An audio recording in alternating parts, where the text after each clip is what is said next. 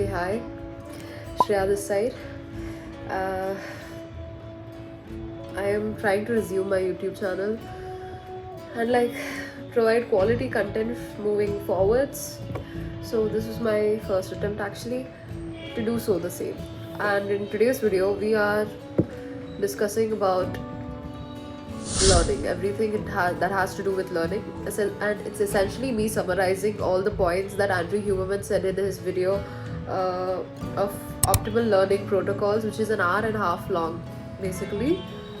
So hopefully I summarize it under 10 minutes and I do justice to whatever the points that he has to say in that. So Dr. Andrew Huberman, he defines learning as offsetting forgetting, which is nothing but learning essentially is the process in which you delay forgetting so that you are consolidating the memory, telling your brain that hey, this piece of information you are supposed to hold it on for longer and you are not supposed to forget it. So that essentially is learning. Right, now learning, it involves two components here. One is focused and second one is sleep. These two components are highly significant for learning. So focus, again, if I would have to define focus, I'd say it's a finite renewable resource. And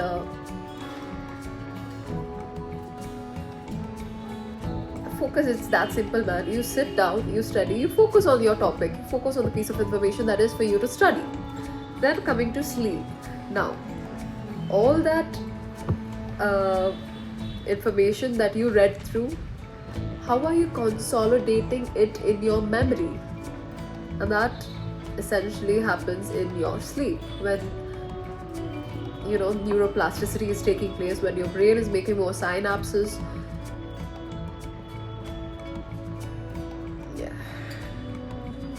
Now, he goes on talking about the habits of top learners.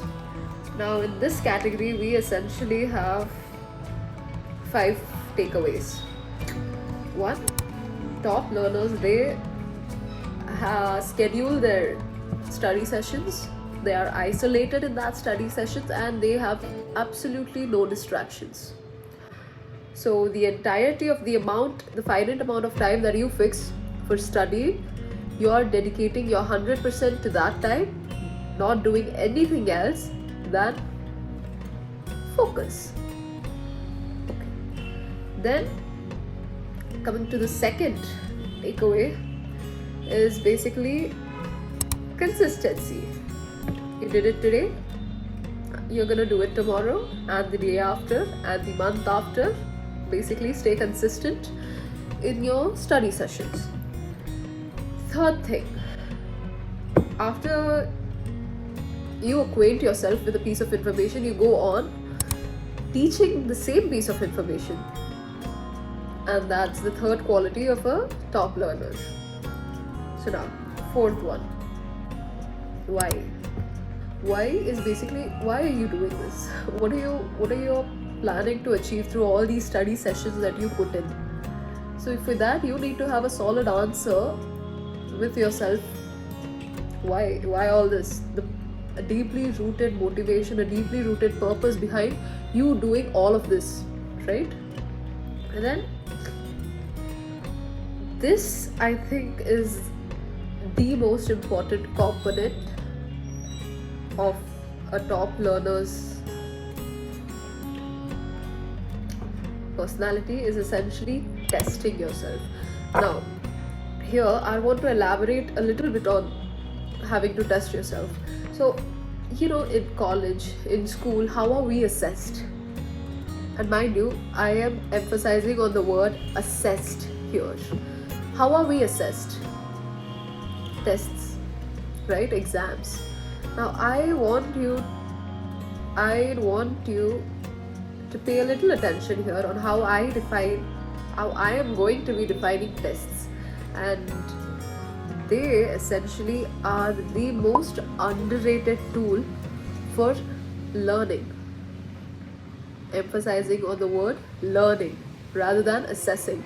So tests are a form of learning rather than assessing, right? And sure, you will be assessed, and the only way for you to be assessed is based on tests. But when you inculcate tests in your daily learning practices, it's a game changer. It's an absolute game changer. So exactly, he went on explaining, Dr. Andrew Huberman, he went on explaining the underlying science behind why you are supposed to test yourself on the very same day you are exposed to the new material. So essentially, from this, last and fifth point, you have to take away that, say you're studying something in the morning, and on the very same day you're supposed to test yourself, and this testing can be subjective. For different people it could be different. Like, say if you are to test yourself, you close your eyes and then you're recalling the information, and the piece of information which you aren't able to recall, you're filling in the gaps by opening your notes and skimming through it again, and then again visualizing what is it. So testing could be pretty subjective. I'm not saying you have to sit down, take your paper, set a duration for when you are supposed to give a test, when it's done and all that. So essentially, now what do we study? Learning, two components, and then we know the top learners, what are they following, what are they doing different in terms of studying, in terms of learning. Now, besides this, I want to add two more points which complements the kind of learning that you are doing. So one being emotions fueled learning. So it's okay, to put it very simply, it's nothing but, say you fail a test, and that it kind of hits you extremely bad. Like, you feel so bad about yourself, and you have people around telling you ki, oh, you failed a test and all that. So you take it a lot emotionally, and say you do extremely good on the further tests, and you take care that this won't happen again. It's essentially emotion linked learning. Or it could also be, you saw a car accident, and you learn from that situation that you would have to drive slowly, drive carefully, otherwise that is going to be you. So exactly, when you link your emotions into learning, they are deep rooted, and it's picked up a lot more faster. So, and you could also take this in a way, your hater, you are excelling in your shit to prove your hater wrong. It could also be that. Now, what did we learn about the note? One is essentially emotion fueled learning, and then I want to say the second one is being gap effect. In this, say you're learning a material, you pause for 30 seconds, look around. You're not looking at your phone, you're not doing anything else, you're just pausing, taking your gaze up from the book and looking around.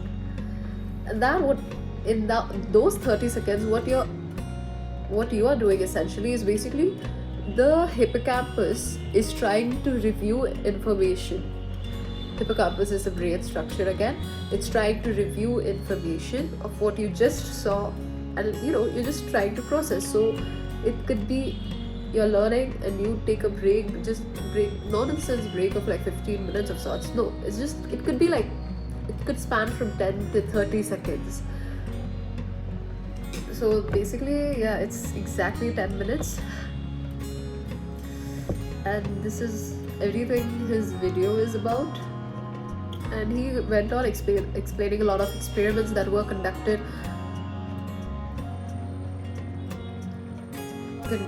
for the studies and all that. But honestly, this is for me to come back to this video and remind myself ki Shreya, every time you sit and learn, this is essentially how you should be doing it ideally.